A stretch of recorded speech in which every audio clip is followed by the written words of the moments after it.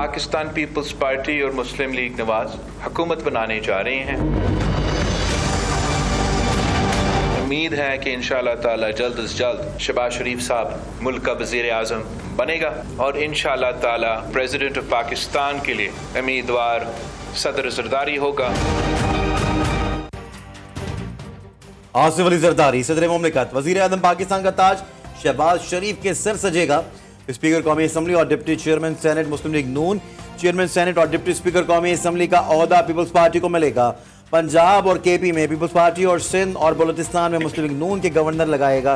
फैसला किया गया है दोनों जमातों के दरमियान पावर शेयरिंग फार्मूला तय पा गया। मरकज की तर्ज पर बलूचिस्तान में भी इत्तेहादी मखलूत हुकूमत बनेगी। बलूचिस्तान में वज़ीर आला जियाला होगा। BAP भी इत्तेहाद का हिस्सा होगी। स्पीकर बलूचिस्तान की नशिस्त दी जाएगी।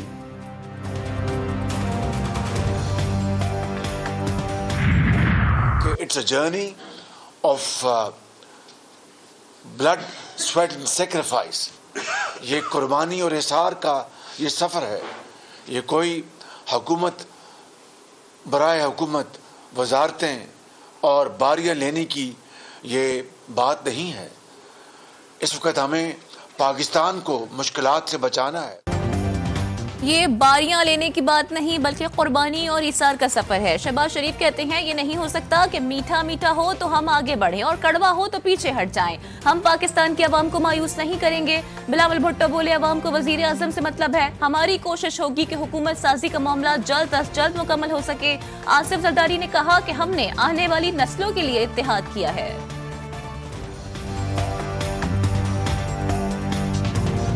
हमारी जुस्तजू जो है वो सिर्फ आपके लिए, पाकिस्तान के लिए और आने वाली नस्लों के लिए। हम मिले भी इसी कॉन्सेप्ट पे हैं कि किसी तरह से पाकिस्तान को मुश्किलों से निकाल के आने वाली नस्लों के लिए इसको कामयाब।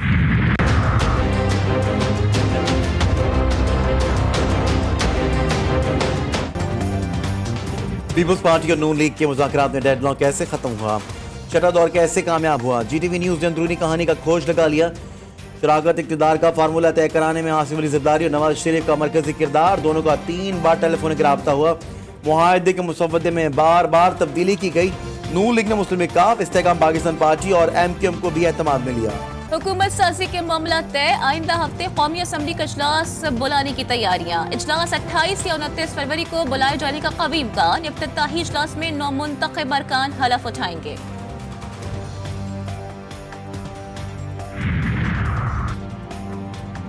MQM पाकिस्तान का आइन में 3 आइनी तरामीम का मुतालबा बरकरार। सिंध की गवर्नरशिप के साथ साथ आइनी तरामीम कोयटा सिस्टम और कराची के फंड बराह रास्त लोकल गवर्नमेंट के देने की शराइत। मुस्तफा कमाल की पार्टी में किसी भी कंफ्यूजन की तरदीद।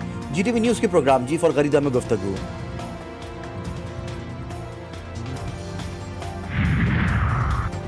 मखलूत हुकूमत की तश्कील पाकिस्तान का अंदरूनी मामला करार। अमरीकी महकमा खारजा के तर्जुमान मैथ्यू मिलर कहते हैं पाकिस्तान में इंतखाबात में मुदाखलत या फ्रॉड के दावों की मुकम्मल और शफाफ तहकीकात होनी चाहिए। ये तहकीकात पाकिस्तान के अपने कवानीन और तरीक़ेकार के मुताबिक होनी चाहिए। पाकिस्तान के अंदरूनी मामलात में नहीं पड़ना चाहते।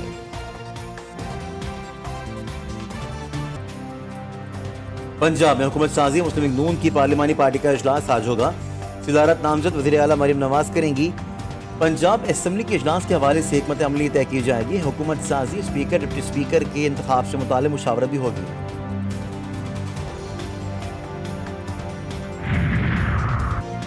8 फरवरी के आम इंतखाबात कलअदम करार देने की दरखास्त खारिज। सुप्रीम कोर्ट ने दरखास्त गुजार अली खान पर 5 लाख रुपए जुर्माना आयद कर दिया।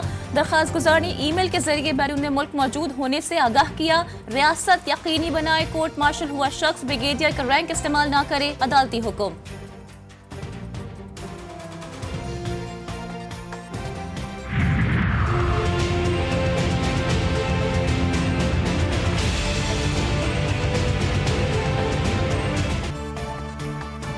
साबिक कमिश्नर रावलपिंडी लियाकत अली चट्ठा के इल्जामात। इंक्वायरी कमेटी ने तहकीकात मुकम्मल कर ली।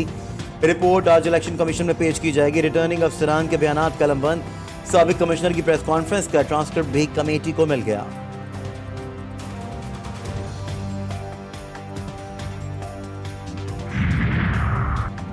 डेप्यूटी कमिश्नर एसएसपी ऑपरेशंस और दीगर के खिलाफ तौहीन अदालत का case. Deputy commissioner Islamabad high court में पेश। आपने 69 एमपीओ ऑर्डर्स जारी किए, क्या अदालती हुक्म का इल्म नहीं था? जस्टिस बाबर सत्तार का डीसी इस्लामाबाद से मुकालमा। अदालती हुक्म अदूली का सोच भी नहीं सकता, खुद को अदालत के रहमो करम पर छोड़ता हूँ। इरफान नवाज मेमन का जवाब। दूसरे शोकॉस नोटिस में गैर मशरूत माफी की इस्तदा मुस्तरद। पीर तक जवाब जमा कराने का हुक्म। इस्लामाबाद हाई कोर्ट ने इरफान नवाज मेमन को बैरून मुल्क जाने से भी रोक दिया। पाकिस्तान स्टॉक एक्सचेंज में कारोबार के दौरान तेजी। 100 इंडेक्स में 800 से ज्यादा पॉइंट्स का इजाफा। 61,300 से ज्यादा पॉइंट्स पर ट्रेडिंग।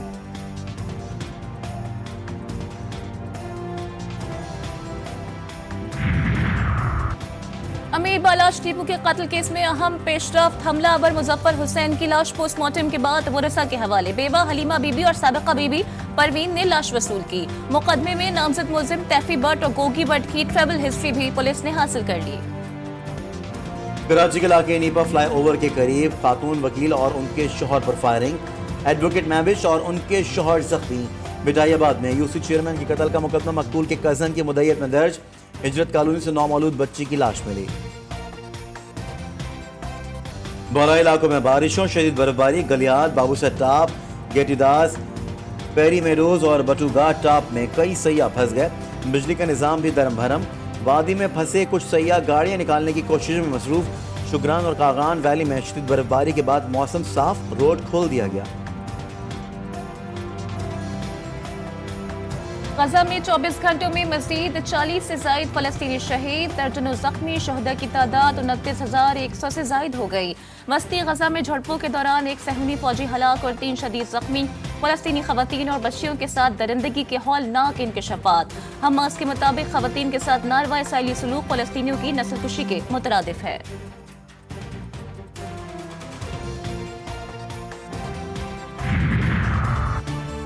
अक़वाम मुत्तहिदा के तहत वर्ल्ड फूड प्रोग्राम ने शुमाली गजा में खुराकी तरसील रोक दी। कहा, इमदादी काफिलों और अमले को अफरा तफरी, हजूम, फायरिंग और लूट मार की वजह से मुश्किलात का सामना करना पड़ा।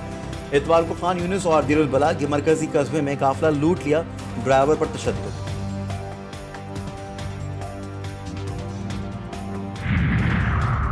अमेरिका ने गजा में फौरी जंगबंदी की करारदाद वीटो कर दी। अक़वाम मुत्तहिदा में करारदाद अल जज़ाइर ने पेश की थी। वाशिंगटन ने कहा कि तजवीज़ करदा करारदाद जंग के खात्मे के लिए मुज़ाकरात को खतरे में डालेगी। चीन का कहना है कि जंग बंदी करारदाद को मुस्तरद करना गजा में कत्लेआम का लाइसेंस देने के मुतरादिफ है।